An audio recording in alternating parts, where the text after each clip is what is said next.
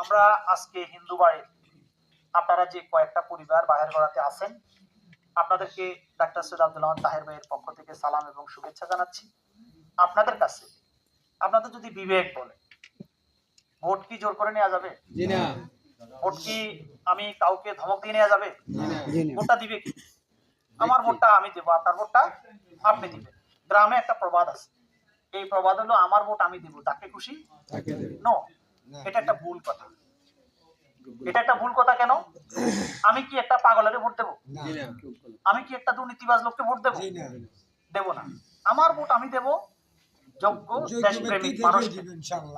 সুতরাং সৈয়দ আব্দুল্লাহ মোহাম্মদ তাহের ভাই 14 গ্রামে যারাই প্রার্থী হবে, আল্লাহ যাদেরকে প্রার্থী হওয়ার সুযোগ দেন, এর ভিতরে আপনারা যদি মনে করেন যে ডাক্তার সৈয়দ আব্দুল্লাহ মোহাম্মদ তাহের ভাই একজন যোগ্য মানুষ, তাহলে আপনার সেই মূল্যবান আমানতটা ওনাকেই দেবেন। দাবি করতে পারি, এটা কি আমরা অবশ্যই পারি।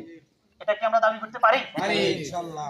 সুতরাং আপনারা যারা আছেন, আপনাদের মা বোনেরা যারা বাসা বাড়িতে আছে, আমি স্পেশালি এখানে মুসলমানের প্রতিনিধিত্ব আছে আছে না, আমি স্পেশালি শুধু অমুসলিম ভাই বোনেরা যারা এখানে আছেন তাদের কাছে আমি তাহের ভাইয়ের এই সবিনয় সালাম এবং তাহের ভাইয়ের পক্ষ থেকে আমি দাঁড়িপাল্লায় বাংলাদেশ জামাত ইসলামীর পক্ষে একটি ভোট প্রার্থনা করে গেলাম।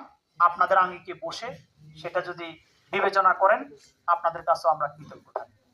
হিন্দু বাড়ির জন্য রাস্তা, হিন্দু বাড়ির জন্য ট্রেন, হিন্দু বাড়িতে পূজা উৎসব, কোনো কিছুই আমি এগুলো অগ্রিম বলে কাউকে মানে এটা করতে চাই না। কোনো কিছু ইনশাআল্লাহ আমাদের দ্বারা আপনাদের ক্ষতি হবে না, উপকার ছাড়া ক্ষতি হবে না, হবে না এবং হবে না।